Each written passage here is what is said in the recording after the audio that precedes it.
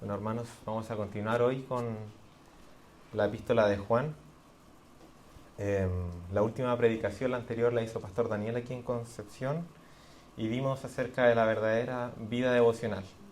Nos enseñó acerca del corazón servicial, de una devoción genuina que no espera retribución y también de una devoción que lucha contra los intereses pecaminosos del corazón.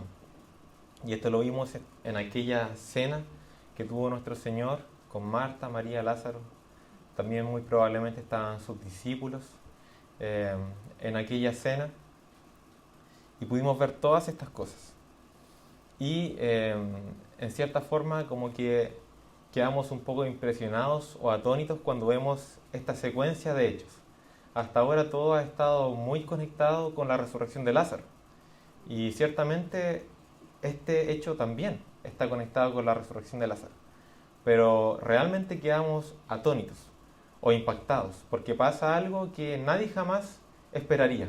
Si fuéramos un primer lector de la Biblia, la primera vez sin que nos hubieran enseñado nunca, yo creo que nadie esperaría que esto ocurriera. Porque Jesús recientemente se había apartado, porque habían querido matarle, habían hecho un acuerdo. Entonces Jesús se había apartado. Luego estaba en Betania y pareciera que estaba bien seguro cerca de Jerusalén para ir a la Pascua como correspondía, pero quizás a última hora, no sé. Sin embargo, ahora entró con lo que el título que le pusieron aquí en Reina Valera es la entrada triunfal. O sea, entró de una forma visible, multitudinaria, y quedamos un poco choqueados. Y voy a hacer mi mayor esfuerzo, y es lo que le he rogado al Señor, para poder ver la magnificencia de la gloria de Cristo en este texto. Porque es más de lo que podemos apreciar a simple vista. Realmente es un texto que tiene demasiado contenido. La palabra del Señor tiene una unidad de la cual no podemos hacer la vista gorda o dejar de ver, porque hay una unidad impresionante. Cristo es el cumplimiento de todo lo prometido en el Antiguo Testamento. Todo se conecta en Él, todo es para Él, todas las cosas fueron reunidas en Él. Lo primero que tenemos que ver es el enfoque de Juan en este texto, porque este texto tiene una conformación que es bien particular. Hay una centralidad en este mensaje. Parte diciendo que las multitudes oyeron que Jesús venía. En segundo lugar, que le recibieron con palmas y clamaban Hosana. Entonces, oyeron y luego clamaban, decían algo con sus bocas. En el centro de esta pirámide, se podría decir, Juan puso una profecía, la de Zacarías. Y luego vuelve a decir que la gente daba testimonio del milagro que Jesús había hecho y luego que nuevamente vino la gente a recibirle porque habían oído. O sea, pone el oír, el clamar, la profecía, el dar testimonio y el oír nuevamente. Hay una centralidad en este texto de Juan, que es la profecía de Zacarías. Y también nos da la reacción de los fariseos y la reacción de los discípulos de Dios. ¿Cuál es el mensaje central que Juan nos quiere mostrar a través de esta profecía? Que Jesús es el que libra a su pueblo del temor. Jesús es el Rey que viene. Jesús es aquel que cumplió la profecía, humillándose hasta lo sumo, entrando en este asnillo a Jerusalén. Y este en realidad es el enfoque que Juan tiene durante todo su evangelio. Él quiere mostrar a Jesús como el verdadero Mesías. Jesús como el Rey prometido. Jesús como el agua que sacia, como el pan de vida. Jesús como al mismo tiempo el Cordero que vino a morir, el Cordero Pascual que va a ser sacrificado. Ese es un enfoque de Juan, el Cristo que cumple las profecías en esa unidad de la Biblia. Y la pregunta que nos surge ahora, ¿qué cumplimientos vemos en este texto? Bueno, en primer lugar, vamos a ver un cumplimiento que tiene que ver con la fiesta de los tabernáculos, que quizás nos parecería un poco inesperado porque la fiesta de los tabernáculos se celebraba en el 7º mes judío y estábamos en el primero, en el cual se celebraba la Pascua. ¿En qué consistía la fiesta de los tabernáculos? Lo encontramos en Levítico 23. Ahí se nos dicen algunas cosas. Esta fiesta duraba 7 días. Era una fiesta por lo cual no se podía hacer ningún trabajo durante este tiempo. En esta fiesta también se ofrecían sacrificios de animales, se debía ir a Jerusalén, se tenían que hacer tabernáculos y habitar en ellas las familias durante estos días. ¿Y esto para qué? Esto para recordar a los judíos aquel tiempo, cuando hubo ese éxodo y tuvieron que habitar en el desierto, ese tiempo vivieron en tabernáculos. Por lo tanto, tenía que recordar el pueblo la liberación del Señor antes de ingresar o antes de llegar a la tierra prometida. Era una fiesta que se celebraba después de la cosecha. Por lo tanto, era una fiesta en la cual había gozo. En general, las fiestas eran de gozo. Probablemente la del día de la expiación era más solemne, pero en general las fiestas eran de gozo. Y en realidad había un mandato de Dios. Estarás verdaderamente alegre. Era un mandato en esta fiesta. Estarás verdaderamente alegre. Levítico 23:40 dice: y tomaréis el primer día ramas con fruto de árbol hermoso, ramas de palmeras, ramas de árboles frondosos y sauces de los arroyos, y os regocijaréis delante de Jehová vuestro Dios por 7 días. ¿Dónde encontramos la referencia de Juan a este texto? Bueno, la encontramos en 2 frases. En Juan 12, versículo 13. La primera parte dice: tomaron ramas de palmera y salieron a recibirle. Esto era lo que el pueblo hacía en la fiesta de los tabernáculos. Ellos tomaban estas ramas de palmeras y se regocijaban delante de Dios. Y ahora también se estaban regocijando delante de Dios. Se estaban regocijando delante de Cristo. Las ramas de palmeras eran una señal de gozo, de victoria. Y Cristo entró triunfal sobre sus enemigos porque querían matarle. Y nada pudieron hacerle en este momento porque no había llegado el tiempo. El plan del Señor se estaba cumpliendo, Él era triunfante. La fiesta era para regocijarse delante de Dios. Y se regocijaron delante de Dios. Y en la segunda frase de este mismo versículo, del versículo 13, dice: y clamaban Hosana, bendito el que viene en el nombre del Señor, el Rey de Israel. Por tradición, los sacerdotes durante la fiesta de los tabernáculos leían esta porción de Salmo 118, 25 y 26. Oh Jehová, sálvanos ahora, te ruego. Ese sálvanos ahora significa Hosana, que era algo muy conocido para ese tiempo, por lo tanto Juan lo escribió tal cual, Hosana.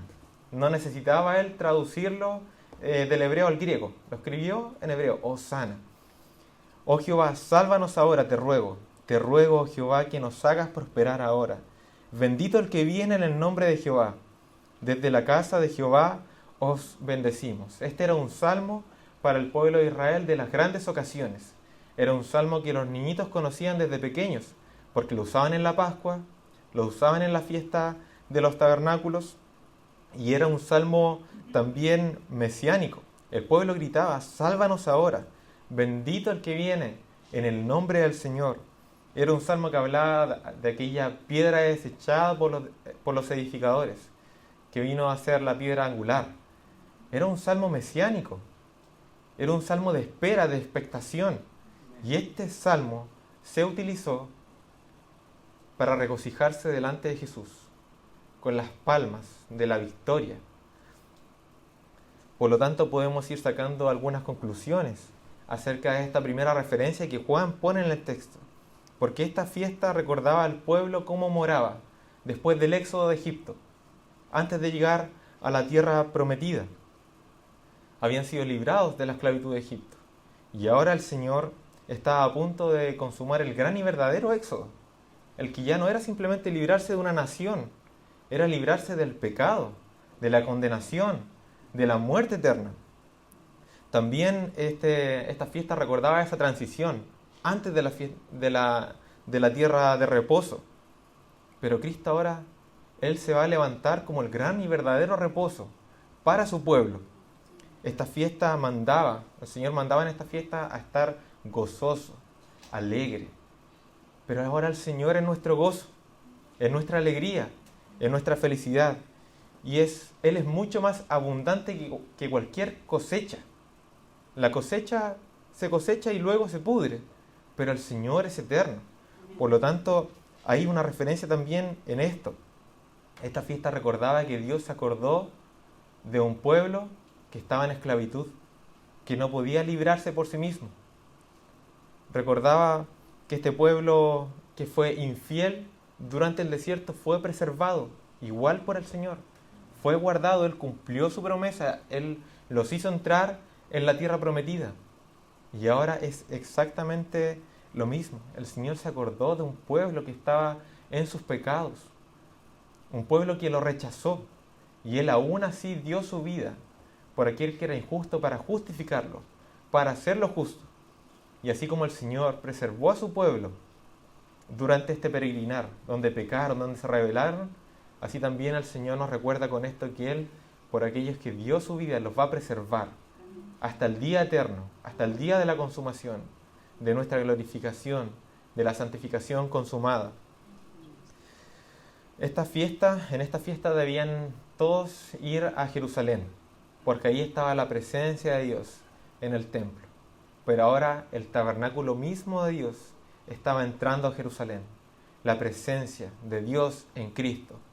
Por lo tanto, fueron hacia el tabernáculo, hacia Cristo, y lo celebraron con Él.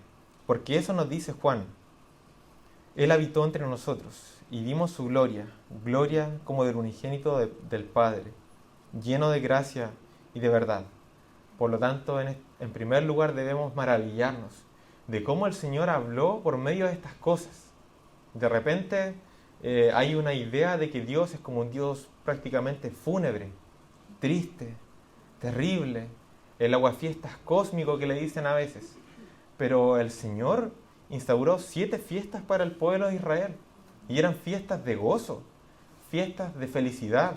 Y uno puede ver también otra parte. El Señor estaba forjando una cultura, una identidad cristiana. Las fiestas dicen mucho de una nación. ¿Cómo se celebran?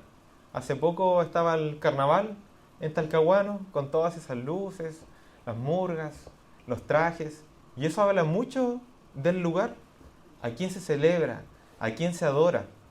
Sin embargo, el pueblo de Israel tenía sus fiestas para que se recordaran continuamente, anualmente, en cada día de reposo también, quién era su Señor, que ellos debían alegrarse. Había un mandato a estar alegres porque el Señor les estaba dando la abundancia, la vida, la preservación. Podemos maravillarnos de esto, ¿por qué? Porque todo esto terminó y culminó en Cristo. Él es el cumplimiento de todas estas cosas. Por lo tanto, ahora nuestro reposo, nuestro gozo, todo está en Él, el perdón de los pecados. El sacrificio es Él, por su pueblo. Todas estas cosas culminaron en Cristo. Y nosotros entendemos que cuando llega a la sustancia, las sombras terminan. Las sombras terminaron. Ahora es Cristo, el cumplimiento de todas las cosas para su pueblo.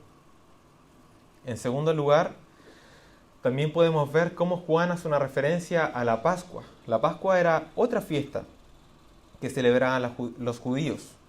Y Juan tiene un énfasis muy grande en presentarnos a Jesús como el Cordero Pascual, el Cordero que se sacrificaba. De hecho, en Juan 1:29 dice: el siguiente día vio Juan, en este caso Juan el Bautista, a Jesús que venía a él y dijo: he aquí el Cordero de Dios que quita el pecado del mundo. Él tiene un énfasis en mostrar a Cristo como el Cordero Pascual. La Pascua era una fiesta judía instaurada por Dios que se celebraba el primer mes del año, que se llama mes de Nisan, en el día 14. Fue instaurada en la salida de Egipto, cuando el pueblo iba a ser liberado por Dios en el Éxodo. Tuvieron que sacrificar un cordero. Su sangre tenía que ser puesta a los dinteles de la puerta para que el juicio no llegara a ellos. Lo debían comer también con hierbas amargas, preparados para salir. Pero este cordero no podía ser cualquier cordero. No podían tomar el primer animal que encontraran y sacrificarlo. Debía ser un cordero perfecto. Tenía que ser un cordero sin mancha. Un cordero que no tuviera ninguna falla, ninguna tacha. Era un cordero que debía elegirse con sumo cuidado porque era un sacrificio para el Señor, no para cualquier Dios. No era solamente para comerlo, Había ahí una sombra de lo que había de venir, una línea directa que conectaba con Cristo. Y nosotros en el texto ahora ya estamos entrando en la última semana del Señor, de su ministerio terrenal. Estamos prácticamente a 4 o 5 días de que Él sea arrestado, crucificado y muerto por mano del pueblo. Y aquí hay algo muy importante, porque dentro de todo, en Éxodo 12:3 dice: hablad a toda la congregación de Israel. El día 10 de este mes cada uno tomará para sí un cordero, según sus casas paternas, un cordero para cada casa. Y nosotros en el texto muy probablemente estamos en el día 10 del mes. Ahora, ¿por qué muy probablemente? Porque todo lo que es fecha es un poco difícil de calcular. Los días se cuentan distintos según el calendario judío. También habían algunos que contaban un nuevo día desde las 6 de la tarde, esto es lo más común, pero también desde las 6 de la mañana. Nosotros lo hacemos desde las 12 de la noche. Entonces hay unos pocos problemas para ver realmente en qué día estamos. Sin embargo, aquí podemos ver una referencia directa a este hecho. El cordero se elegía el día 10. Debían escogerlo 4 días antes de sacrificarlo, porque había una importancia de no hacerlo a última hora. Debían escoger un buen cordero. Debían cuidarlo durante estos 4 días hasta el día del sacrificio. Y aquí hay un gran mensaje, porque este día, el día 10, el pueblo encontró al cordero. ¿Y cómo lo hallaron? ¿Qué nos dice el texto? Lo hallaron sin mancha. Lo hallaron digno de ser el Mesías prometido, digno de ser el Cordero Pascual. Ahora ellos no conocían todo el plan de Dios, pero ciertamente el Cordero aquí fue aceptado. Él no era cualquiera, Él no fue un mentiroso, no fue un engañador, y el pueblo lo sabía. Él traía buenas nuevas, buenas de paz, y el pueblo lo sabía, y lo encontraron bueno, apto, perfecto, delante de toda la congregación. Él era el cordero digno de ser sacrificado para la paz del pueblo, y él era el cordero preparado desde antes de la fundación de los tiempos para ser sacrificado según el plan eterno de Dios. Por lo tanto, tenemos también en este texto una referencia a la Pascua, porque Juan se preocupa de decir al día siguiente y al día siguiente. Él tiene en cuenta los días, porque para él es importante mostrar a Cristo como el Cordero Pascual. Y en tercer lugar, lo que es la cúspide de Juan en este texto, en Zacarías 9:9. Este texto de la entrada triunfal lo encontramos en 4 de los evangelios, en los 4. Pero en la cita Zacarías no lo encontramos en el evangelio de Marcos, solamente en los otros 3. Y Juan cita Zacarías 9:9, aunque Zacarías 9:9 es un poco más largo. Le vamos a dar lectura. Dice: alégrate mucho, hija de Sión, da voces de júbilo, hija de Jerusalén. He aquí tu rey vendrá a ti, justo y salvador, humilde y cabalgando sobre un asno, sobre un pollino, hijo de asna. Y nosotros podríamos entender mucho solamente en este versículo de cómo era que tenía que ser el Mesías. Por ejemplo, tenía que traer alegría o gozo. Juan dice, no temas, pero prácticamente es un sinónimo, porque cuando no hay temor, hay alegría, hay gozo, hay paz, hay tranquilidad. También podríamos entender con Zacarías que este rey es justo y salvador, que es humilde. Y es tan impresionante ver que esta profecía fue hecha aproximadamente 500 años antes de que viniera el Mesías prometido, antes de que viniera Jesús. Podríamos ver todas estas cosas, pero también cuando Juan cita a Zacarías, él valida también a Zacarías. Esto es la inspiración de Dios. Juan acepta el libro de Zacarías como inspirado por Dios. Y el libro de Zacarías tiene mucho que decirnos acerca del Mesías prometido. Por ejemplo, Zacarías 6, 12 y 13. Dice: así dice el Señor de los ejércitos. He aquí un hombre, cuyo nombre es Renuevo, porque él brotará del lugar donde está y reedificará el templo del Señor. Sí, él reedificará el templo del Señor y él llevará gloria, y se sentará y gobernará en su trono. Será sacerdote sobre su trono, y habrá consejo de paz entre los dos oficios. Zacarías 12:10, más adelante, dice: Y derramaré sobre la casa de David y sobre los moradores de Jerusalén espíritu de gracia y de oración, y mirarán a mí, a quien traspasaron, y llorarán, como se llora por hijo unigénito, afligiéndose por él como se aflige por el primogénito. Zacarías 13:7 también: Levántate, oh espada, contra el pastor, y contra el hombre compañero mío, dice Jehová de los ejércitos. Hiera al pastor, y serán dispersadas las ovejas. Zacarías tiene una visión muy amplia de cómo sería ese Mesías prometido. En el primer versículo podemos ver que era un Mesías que sería rey, pero también sacerdote, porque habría consejo de paz entre estos dos oficios. No se podía ser rey y sacerdote. Había que ser o levita o de la tribu de Judá. No se podía hacer las dos cosas. Pero Jesús sí. Él fue preparado para hacer ambas cosas, para que hubiera consejo de paz. Él es rey, porque Él reina sobre su pueblo y su reino, su dominio es eterno, pero Él también es sacerdote, porque Él es el mediador, el que da la paz entre Dios y el pueblo. Y nosotros a eso también agregamos y entendemos que Él es profeta, el mejor profeta prometido. Él es profeta porque Él es el que trae la palabra de Dios a su pueblo. Zacarías también nos dice que sería uno que fue traspasado. ¿Y fue así? Claramente. Jesús fue traspasado. Él fue herido. Y la pregunta es, ¿y Él lo hizo a propósito? ¿Él pidió? ¿Él mandó? ¿O fueron sus enemigos los que hicieron eso? El Señor tenía todo bajo su control para que se cumpliera su palabra y su plan, aún por medio de sus enemigos. Y el último versículo, uno que por consejo divino fue herido. Es el plan A de Dios, mandar a Cristo a morir por los pecadores para traer la paz. No fue el plan B. No fue una sorpresa para Dios que Adán y Eva cayeron en pecado. ¿Y ahora qué hacemos? Era el plan del Señor desde el principio. Él lo sabía todo. Él no está en el tiempo, como nosotros, para ser sorprendido por lo que viene en el segundo después. Él todo lo conoce desde antemano. Era su plan A. Y todas estas profecías se cumplen en Jesús, con tanta anterioridad.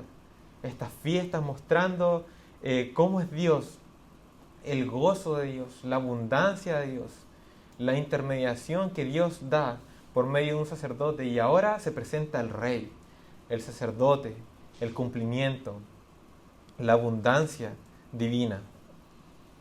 Más ahora podemos volver nuevamente a Zacarías 9:9, porque hay algo muy importante que se menciona, que es la figura de un pollino, hijo de asna.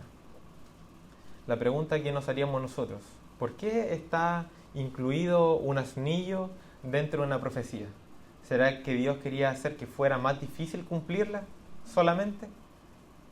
Porque tenía que cumplir esto, tenía que alguien entrar en un pollino hijo de asna. ¿Era solamente por eso? ¿O hay un significado más profundo en que haya un asnillo incluido en esta profecía? Y la verdad es que sí, tiene un significado que es más profundo.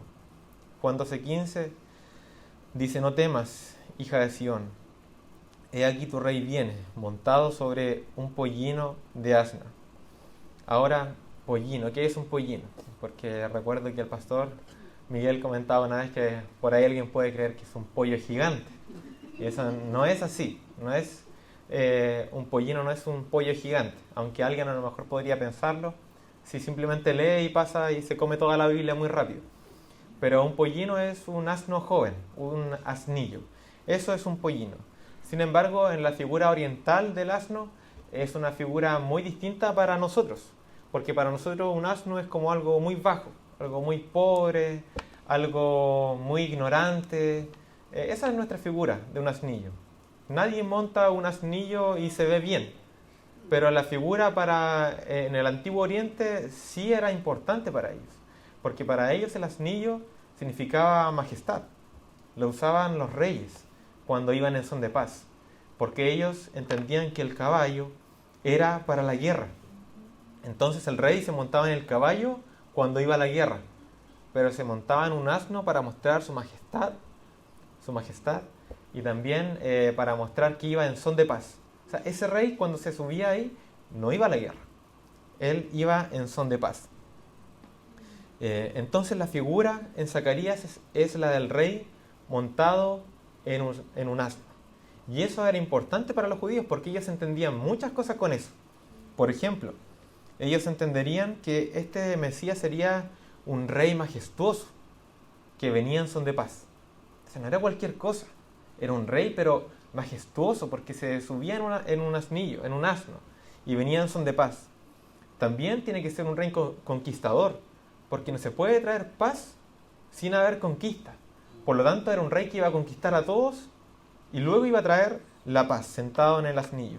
Era un rey que tenía que conquistar a todos sus enemigos, derrotarlos. Era un rey que venía sobre una montura real, probablemente mostrando sus riquezas, con un enalbardado majestuoso, con oro, con plata o con piedras preciosas. Era un rey al cual tenían que seguirle multitudes, porque si un rey venía en un asno, era vulnerable, tenía que venir con su ejército. Era un rey que tenía que tener un ejército. Era un rey también precedido por un manto real, por donde caminar, con su animal. Pero nosotros, ¿qué encontramos en este texto? Porque Jesús cumplió esta profecía, pero ¿la cumplió como era esperado por los judíos? ¿Dónde está este rey? ¿Con quién viene este rey?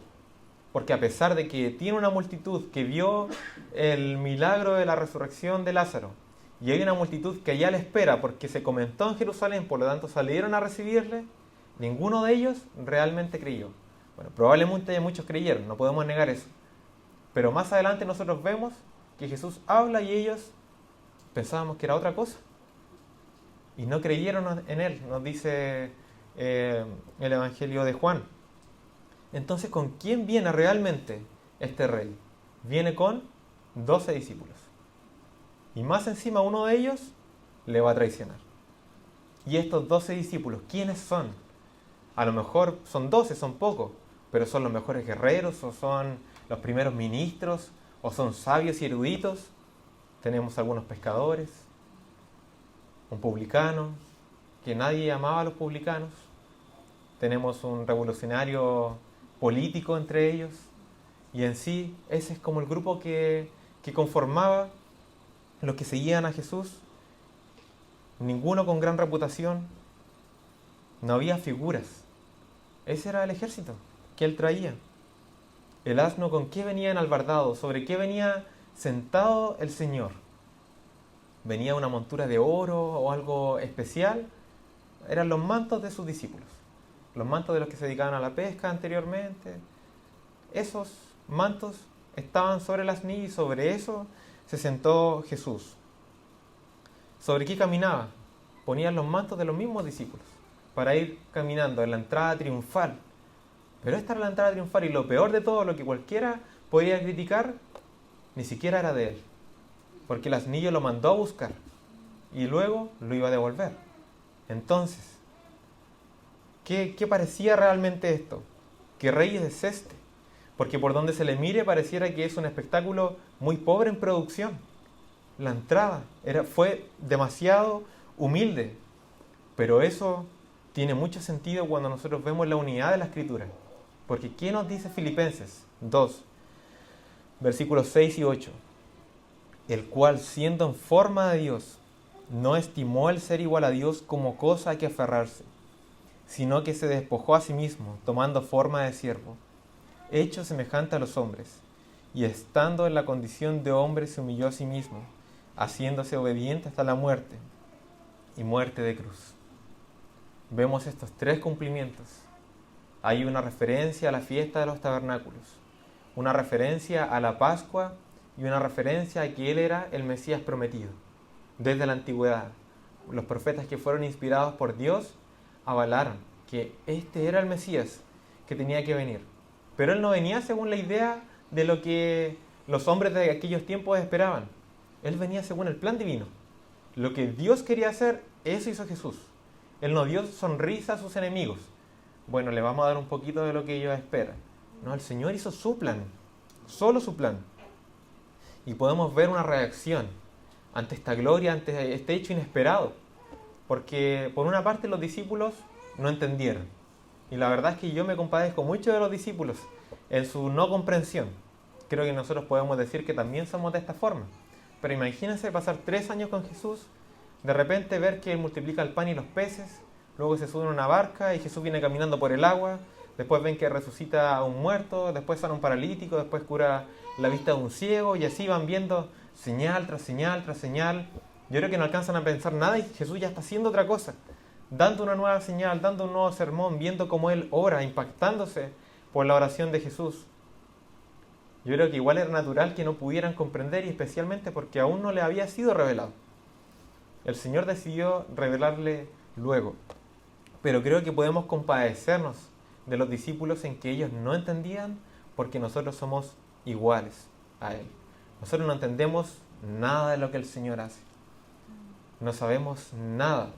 Predicamos y a veces pensamos que no hubo ninguna recepción cuando predicamos el Evangelio en alguien, y no alcanzamos a veces ni siquiera a ver fruto, pero de repente el Señor hace la obra. Pero no nos dice a nosotros que hizo la obra, porque Él es su plan. Nosotros tenemos que hacer lo que Él nos mandó a hacer. Pero Él hace cosas que probablemente entendamos cuando veamos al Señor en gloria, con nuestros ojos, y entendamos todas las cosas. Pero ahora somos humillados igual que los discípulos, porque no entendemos lo que está pasando. No podemos ver la gloria de Dios todavía en su magnitud. Vemos la gracia de Dios obrando en los corazones de los hombres, vemos todo eso, pero no entendemos nada al final de todo lo que Dios hace cada vez que es predicada su palabra. Y en segundo lugar vemos también la reacción de los fariseos ante esto, lo que estaba pasando. ¿Y cuál fue la reacción de ellos? ¿O qué fue lo que pasó con ellos? Ellos fueron derrotados. No había nada que pudieran hacer, porque ellos habían dado orden. Si ven dónde están, avisen para ir a prenderle. No confíen en su nombre, no confíen en el nombre de Jesús, o van a ser expulsados de la sinagoga, y por lo tanto prácticamente de ser israelitas. Ellos hacían concilios con sus propias autoridades. Yo, el sumo sacerdote, Caifás, ordenando algo.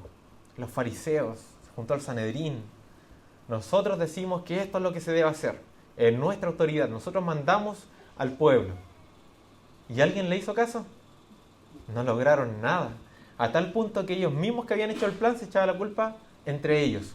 Como si otro hubiera sido el que hizo el plan, y no ellos mismos. Ellos habían hecho el plan y se decían, ven que no pueden hacer nada. Ven que Él prevalece sobre nosotros. ¿Y cuál es la solución? La respuesta. No podían hacer nada. Porque el pueblo confesó el nombre de Jesús. El pueblo lo encontró y no fue a avisar a los fariseos, porque estaban ahí con las palmas, gritando, sálvanos ahora, el que viene en el nombre del Señor, el bendito. ¿Qué puede hacer un enemigo del Señor? No puede hacer nada delante de su plan. Como conclusión, Jesús es el que puede salvar ahora, al que se le puede decir, Hosana, sálvanos ahora. Él es el único que puede salvar ahora. Todos los demás no tienen el poder para salvar. Usted puede hacer un curso de psicología, de superación personal, usted puede hacer muchas cosas, tener a un maestro, un sabio según el mundo, que le enseñe cómo comportarse, pero no lo puede salvar, porque el problema es tan profundo, es una raíz que está en lo profundo del corazón. ¿Y quién puede conocer el corazón? Solamente Dios puede conocer nuestro corazón para tratar la raíz del problema, el pecado. Jesús es aquel en el cual el pueblo debe regocijarse. Él es causa de regocijo para su pueblo. Y Él es también el que sostiene nuestro regocijo por los siglos de los siglos. Jesús es el verdadero éxodo. El pueblo vivió un éxodo y luego cayó en esclavitud nuevamente. Y nuevamente cayó en esclavitud. Y después fueron echados de la tierra prometida. Y así, muchas cosas pasaron. Pero Jesús es el verdadero éxodo, porque Él nos libró de la tierra de la maldición, la tierra de la ira. Él nos libró del pecado, de la muerte, de la condenación. Él nos sacó de ahí y nadie puede volver a dejarnos en ese estado anterior de condenación, porque ya estamos en la gracia de Dios y Él nos sostendrá. Jesús es el bendito que viene de parte de Dios y el que al mismo tiempo es Dios. Él, siendo Dios, reconcilió a su pueblo con Dios. Él es el verdadero hombre y el verdadero Dios. Jesús es aquel que libra de temor, porque Él controla absolutamente todas las cosas. Todo está bajo su dominio y todos sus enemigos fueron derrotados. Por lo tanto, Él libra de temor. Él es el Rey que vino, porque Él realmente vino. No fue un fantasma de Jesús que vino. Él vino, Él descendió, Él se humilló a sí mismo. Pero también Él es el Rey que vendrá. Él vendrá por su pueblo. Jesús es aquel que fue traspasado, el que fue herido por el mandato divino desde el principio de los tiempos. Desde antes de la fundación del mundo, este Cordero había sido preparado para ser aquel que iba a traer paz entre Dios y el pueblo. Jesús fue este Cordero pascual que fue inmolado por su pueblo. Fue el que se humilló a sí mismo. Y Él es el Mesías prometido que cumplió a cabalidad toda la revelación. Cada profecía la cumplió tanto en forma activa como en forma pasiva. Hubo cosas que Él hizo y cosas que le hicieron. Y cosas que nadie habría podido controlar, como donde nació. Solo Dios. Él cumplió absolutamente todas las profecías. Absolutamente todo. Y nos podemos hacer algunas preguntas de aplicación práctica. Porque hemos visto la majestad de Dios. Espero que igual hayan podido ver la majestad de Dios, que el Espíritu Santo haya podido hacer esa obra en nosotros, porque es realmente impactante todo lo que ocurre en 7 versículos. Solo 7 versículos. Y todas estas cosas están pasando al mismo tiempo. Tantas profecías, tantas sombras, en la cual ahora se está mostrando la sustancia, que es Jesús. Ya no se ve borrosamente, se ve quién es. El prometido ya llegó. Es realmente impresionante. Primera pregunta. ¿Te someterías tú a este Rey que controla todo desde el principio? Porque nosotros tenemos un gran problema para someternos a la voluntad de Dios. Él es el que controla todas las cosas. Dentro del plan divino estaba que Él fuera herido. Pero cuando nos toca a nosotros ser heridos, entonces para nosotros es un gran problema aceptar la voluntad de Dios. Pero podemos tener esa tranquilidad y esa confianza de que sigue siendo el plan de Dios. Porque Él es el que prevé todo desde el principio. Él es el Rey. Él gobierna todas las cosas. Entonces la pregunta es, ¿te someterías a este Rey que preveía todo desde el principio? Nosotros tenemos mucha dificultad para esto. Pero ciertamente debería consolarnos el reinado de Dios sobre todas las cosas cuando sufrimos una pérdida de un ser amado, cuando sufrimos una enfermedad, cuando algo sale mal, cuando se aplaza un tiempo en un proyecto que no estaba previsto y no sabemos qué vamos a hacer ahora.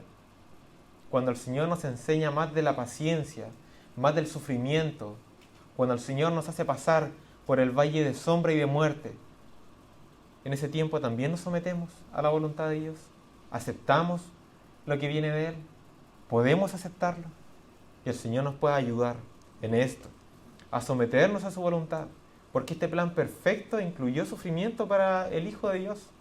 Este plan perfecto incluyó que Él fuera traspasado, herido, crucificado, muerto, que pasara hambre, escasez, sueño, pero fue el plan de Dios. Ya vendrá el tiempo del regocijo eterno, pero todavía falta. Y este es el plan de Dios. Segunda pregunta de aplicación práctica. Al considerar a este Mesías prometido, ¿de qué tamaño te sientes cuando ves a este Mesías eterno, lleno de gloria, lleno de gracia, lleno de verdad? ¿Aún te sientes el gran varón de Dios o la princesa de Dios? Porque hay algunos falsos profetas como Cash Luna por ahí que dicen que nosotros somos Jehová Junior. Somos pequeños diosesitos. cuando cualquiera que cree en Él tiene que reclamar las bendiciones y el poder que Dios le dio. O por ahí hay otra corriente, dentro también de la prosperidad, en la cual ha influido el feminismo, que dice: tú eres la princesa de Dios. Y como que Dios fuera el príncipe azul que viene en el caballo teniendo que dar todas las bendiciones que la mujer quiere, porque es la princesa, es la niña codiciada de sus ojos. Entonces todo lo que ella pida, el Señor se lo da. ¿Cómo queda eso cuando vemos este texto? Él es el grande, Él es el majestuoso, Él es el que está sobre todo, y Él se ha compadecido de nosotros. Él ha tenido misericordia. La palabra dice que somos como polvo, que somos como un gusano del cual el Señor se compadece. ¿Cómo podemos sentirnos grandes delante de Jesús? A lo mejor, si usted se compara con su vecino o con sus compañeros de trabajo, se va a sentir súper bien. No sé cómo puede haber mentido, cómo puede haber hecho eso. Y nos extrañamos por el corazón de los pecadores, cuando la palabra nos dice claramente que el corazón de los pecadores es un mal corazón, que están muertos, que son engañosos su corazón, que son mentirosos, altivos, soberbios. La palabra nos dice eso y nosotros vemos en el trabajo y decimos: pero ¿cómo puede ser que hagan tales cosas? Y nos comparamos y nos sentimos mejor. Pero no es nuestro estándar de comparación. O a lo mejor usted también se puede comparar con otros hermanos en la fe, con los pastores, o un diácono, los músicos, o los hermanos de la congregación, y usted también se siente bien, porque siempre se justifica a sí mismo. Pero le invito a que se compare con quien usted debe compararse, con Jesús. Él es el Rey. Él es aquel que tomó forma de hombre y fue el humano perfecto, el hombre sujeto a toda ley de Dios, el cual cumplió a la cabalidad toda la ley, la cual nosotros deberíamos cumplir y no pudimos. Por lo tanto, compárese con Jesús, para que usted pueda doblar sus rodillas, agachar su cabeza, no sentirse el mejor cristiano, el que siempre tiene la verdad. Tiene la verdad en su calle, en su casa, tiene la verdad en la iglesia, tiene la verdad en todos lados. Es el mejor cristiano. Compárese con Jesús, para que usted pueda cumplir lo que está en la palabra, el poder considerar a los otros ¿cómo?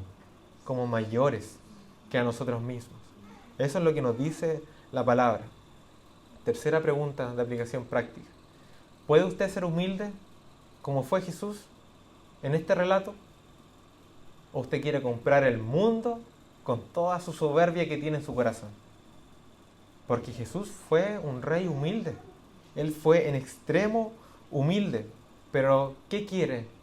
¿O qué queremos nosotros? ¿Ser amigo de los ricos? ¿Tener contactos?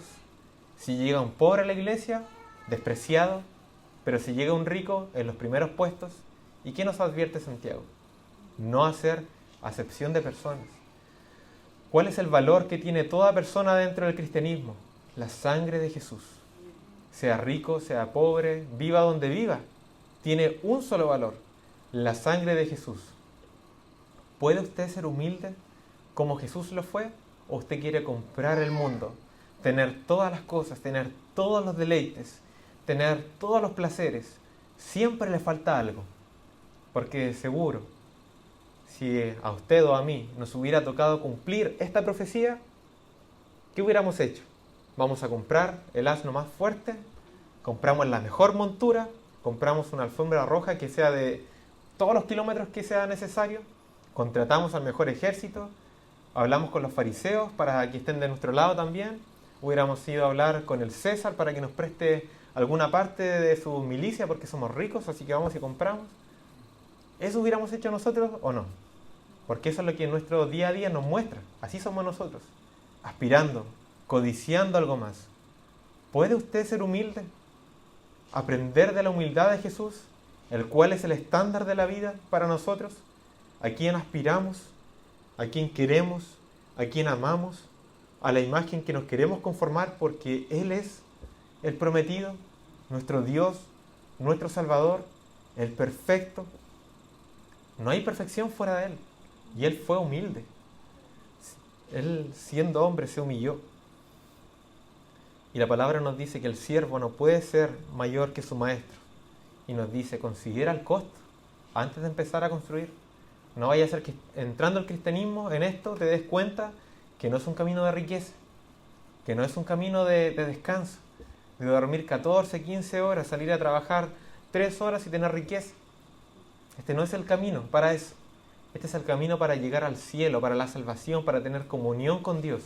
Es el camino para estar entre los escogidos, para ser rociado con la sangre del Cordero que trae la paz. Este es ese camino, pero no es el camino para ganar este mundo. Es el camino para estar con Dios, en comunión con Él, por todas las eras eternas que vendrán. Jesús habló de lo que venía y Él no prometió riquezas, ni fama, ni gloria. Proverbios 16, acerca de este tema, versículos 18 y 19 dice: delante de la destrucción va el orgullo, y delante de la caída la altivez de espíritu. Mejor es ser de espíritu humilde con los pobres que dividir el botín con los soberbios. El Señor compartió y Él eligió discípulos humildes, muy humildes. Nadie hubiera puesto la mirada en ellos. Los fariseos prácticamente los odiaban. Mira lo que hacen, tus discípulos no hacen esto, no hacen esto otro. No eran de renombre, su nombre no los protegía, podían criticarlos todo lo que quisieran. Eso escogió el Señor. Él repartió su botín con los pobres. A nosotros, pobres, nos dio dones para la edificación de la iglesia. Pero a los altivos el Señor los rechaza. Por lo tanto, es un llamado a mirar nuestro corazón, el cual es muy engañoso. Tratar de hacerle una radiografía para poder ver lo que realmente hay dentro de él. Porque de seguro nos encontraremos con mucha altivez, mucho orgullo, querer estar con los mejores, con los más grandes. ¿Y el Señor a quién salvó? ¿Acaso nosotros éramos los grandes? Éramos los menos, lo débil, la nada, para avergonzar a lo que se cree que es. Para eso escogió el Señor. Cuarta pregunta: ¿temes a los enemigos del reino? Porque estos enemigos fueron derrotados. No quedó nada en ellos. Fueron pisoteados en el suelo. Pero ¿cuál es la vida del cristiano que es débil, que no conoce a su Dios, que es pobre en la fe? Un cristiano temeroso de todo lo que pasa. Y nosotros lo vemos. Y es una realidad, lamentablemente, de la iglesia en Chile. Ahí anda un cristiano pobre, débil, que siente una presencia en su casa y le dicen que le tiraron un mal a su casa. Así que tiene que buscar un pastor, un cura, alguien que venga a santiguar la casa, cualquier cosa, la cosa es limpiarla, porque tiene miedo. Y se supone que lee la Biblia, se supone que tiene comunión con Dios, que Cristo es su Rey, que Él fue comprado a precio de sangre, y tiene miedo de que algo anda en la casa, un espíritu. O vemos a otro cristiano que tiene que también contratar a un pastor, a alguien, porque tiene que bendecir el auto, porque si no, no lo puede manejar. Mientras no lo bendiga, no lo va a sacar de la casa, porque se lo puede quitar Satanás, porque ahí está la bendición del Señor, pero se la pueden robar. Entonces ahí anda el cristiano pobre en la fe, el cristiano temeroso de los enemigos, temiendo que lo penen en la casa, que le van a robar las bendiciones de Dios, o que tiene que romper una maldición generacional que ha estado por como 10 generaciones en su familia, porque resulta que un familiar que ni siquiera conoce, porque mucho tiempo atrás pasó, tuvo un contacto con una bruja, le pidió algo, no le pagó y le lanzaron una maldición. Entonces ahí anda el cristiano débil, temeroso, porque se enteró que tiene que romper esta maldición y no tiene idea de cómo. ¿Cuánta debilidad tiene el pueblo de Dios en muchas ocasiones porque no conoce a su Dios? Él es un rey confiable. Él es un rey poderoso. Él vio todas las cosas desde el principio. Él cuida de cada uno de sus hijos. Nosotros somos pastoreados por Él. Él es el pastor que nos guía con su vara y su cayado, nos infunde aliento. Aunque ande en valle de sombra y de muerte, no temeré mal alguno, porque el Señor está a mi lado. Él está conmigo. Y de hecho ese salmo es precioso, porque Él dice que incluso adereza mesa delante de sus enemigos. ¿Por qué va a andar el cristiano atemorizado? No es que nunca vamos a tener temor, porque los temores vienen, somos criaturas caídas, Pero hay algo que es más grande que el temor. Alégrate, es lo que decía esta profecía. Alégrate, el rey viene y el rey ya llegó. No temas. Somos llamados a no temer, a gozarnos. Eso manifestaba en estas fiestas anteriormente. El pueblo debía celebrarlas. Cuando debían viajar de sus tribus a ir a Jerusalén, tenían que dejar sus cosas ahí. Su casa, sus tierras, su ganado. ¿O quién iba a venir con todo su ganado a Jerusalén? No iban a caer. Tenían que confiar en Dios, que Dios iba a cuidar. Somos llamados a confiar en Dios y confiar todo lo que tenemos. Y quinta reflexión en esto. Cristo entró montado en un asno, pero ahora Él vendrá por segunda vez. Él vino en un asno, mostrando que vino en son de paz, para traer salvación, para traer bendición, para ofrecer su vida, para traer paz para con Dios. Pero cuando Cristo venga nuevamente se nos dice que Él viene en un caballo. Es otra figura. Sus ropas blancas dice que serán teñidas de rojo por la sangre de sus enemigos. Y la palabra nos dice que es una cosa horrenda caer en manos de un Dios vivo. Es terrible porque Él ve todo.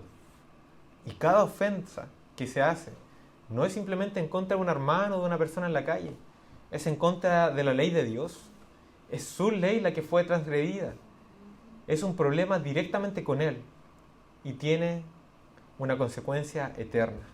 Completamente eterna. Jamás habrá paz para el que esté en el infierno. Pero no es simplemente huir del infierno, sino que Él promete paz hoy día. Él vino en son de paz. Y en este momento hay muchos que están partiendo de esta vida. Pasando de tener a Cristo en son de paz a tener a Jesús montado en su caballo, demostrando el juicio eterno. Por lo tanto, es un llamado al arrepentimiento. Cristo vino en son de paz. Si hay vida, hay posibilidad de rendirse a Cristo, porque Él está en son de paz. Pero no es para siempre, porque el juicio será una vez muertos y no habrá más posibilidad. Amén.